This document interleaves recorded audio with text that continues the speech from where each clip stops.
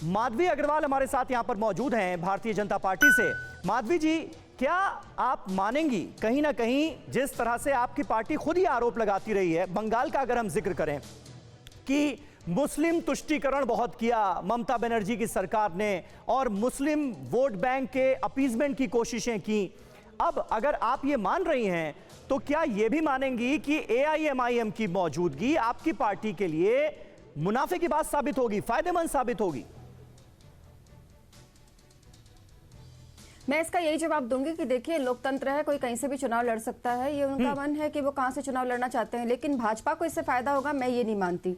भाजपा की अपनी जो वहां पर साख तैयार हुई है, जो भाजपा की तरफ लोगों का रुझान तैयार हुआ है, वो इसलिए हुआ है कि इतने सालों से जो लोग लोकल पार्टियों ने जिस तरीके से काम किया है उसकी वजह से ये हुआ है। कोई हमने वहां पे गणित बैठाने की कोशिश नहीं की है, लोग अपने आप जो है भाजपा की तरफ मुड़ रहे हैं। अब चाहे ओवैसी जी आए, चाहे कोई और आए, चाहे केजरीवाल जी आए, उससे कोई फर्क नहीं पड़ता। और मुस्लिम वोट बैंक के छिटकने का बीजेपी की सेहत पर कोई असर नहीं पड़ता, कायम कर लिया है, बिल्कुल कोई असर नहीं पड़ता। मैंने कहा ना कि बंगाल की जनता खुद चुन रही है पश्चिम बंगाल को, और उन्होंने ये लोकसभा में जवाब दे दिया 18 सीटों के साथ। मतलब मुस्लिम वोट बैंक को लुभाने की कोशिश आपकी पार्टी नहीं करेगी, ये क्लियर है। चाहे कोई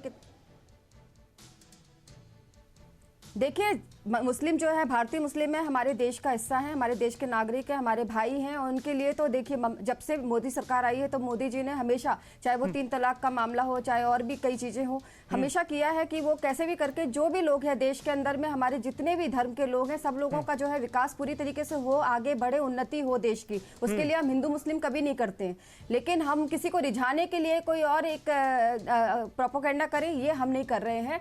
अपने आप बंगाल की जनता जवाब देना चाह रही हैं आपका, ले रही है, और तन्वी जवाब दीजिए कि किस तरह बीजेपी की माधवी कह रही हैं कि वो हिंदू मुस्लिम नहीं करती, लेकिन आपकी सरकार ने मुस्लिम अपीजमेंट इतना किया है, तुष्टीकरण की पॉलिसी जो रही है उसके खिलाफ है। पहले तो मुझे हंस लेने दीजिए कि बीजेपी हिंदू मुस्लिम नहीं करता। ये कमेंट तो बहुत ही मतलब बहुत अच्छी तरीके से हंसी है, क्योंकि सभी जानते हैं कि आप लोगों ने किस तरीके से तुष्टीकरण की राजनीति पश्चिम बंगाल में की है। कानून तोड़ने वाला अगर जाली टोपी लगा के निकलता है, अगर ट्रैफिक के रूल्स तोड़ता है, तो उनके ऊपर में कोई कानून लागू नहीं होता है। ये पूरे पश्चिम बंगाल और कोलकाता के लोग जानते हैं। आप प्लीज अपनी भाषा को ठीक रखिए थोड़ा सा, और आप हंसिए, आप अपना माइक शुरू करके जोर जोर से हंस लीजिए, और कुछ दिन बाद आप और अच्छी तरीके से हंसिएगा।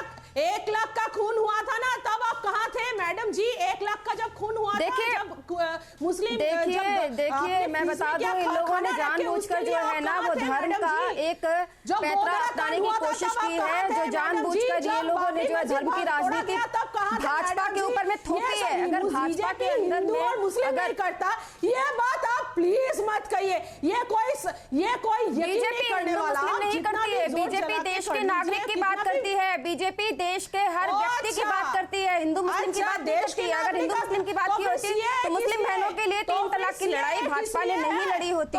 ये आप लोग करते हैं कि आप लोग भत्ता शुरू करते हैं, इमाम भत्ता शुरू करते हैं। क्यों भाई आप लोग इमाम भत्ता क्यों शुरू करते हैं? क्यों आप इन मुस्लिमों को इमाम भत्ता दे रहे हैं? उनको सक्षम बनाइए, उनको सक्षम बनाइए। तुष्टीकरण की राजनीति तो पश्चिम बंगाल में ममता बनर्जी ने शुरू की। आप देखिए, जहां जहां पश्चिम बंगाल में दंगे लगे वहां पर मीडिया को अंदर आने नहीं दिया गया, और हिंदुओं के घर जिस तरीके से जलते रहे। क्या जो सही को सही और गलत को गलत बोलती है बीजेपी, तो ये गलत करती है क्या? मुझे बताइए।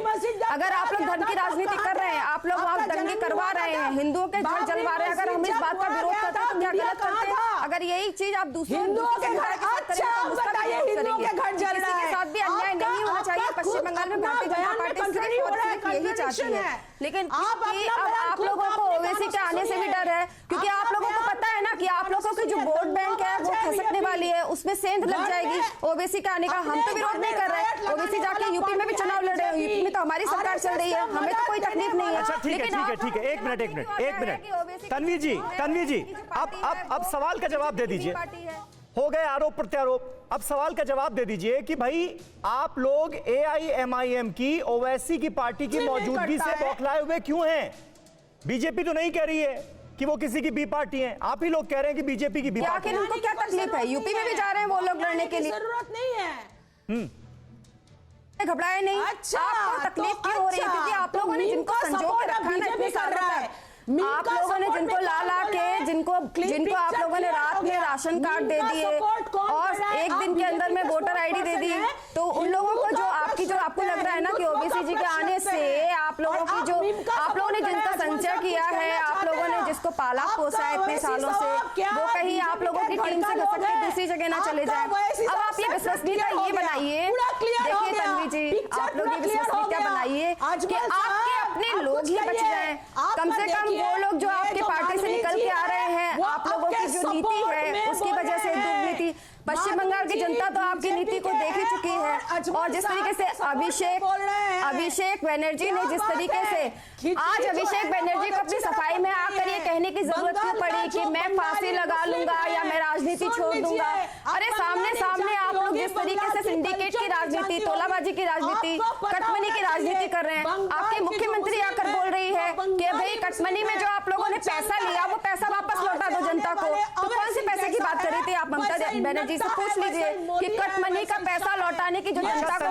तन्वी दास एक मिनट। माधवी जी आपने अपनी बात कही, तन्वी दास मुझे ये बताइए कि अब आपकी पार्टी ये दावा कर रही है, सुनिए ना तन्वी, आपकी पार्टी ये दावा कर रही है कि 5 से 7 सांसद भारतीय जनता पार्टी के आप लोगों से संपर्क में हैं। इस दावे का क्या आधार है? परवाह देश की, सोमवार से शुक्रवार रात 10 बजे TV9 भारतवर्ष पर।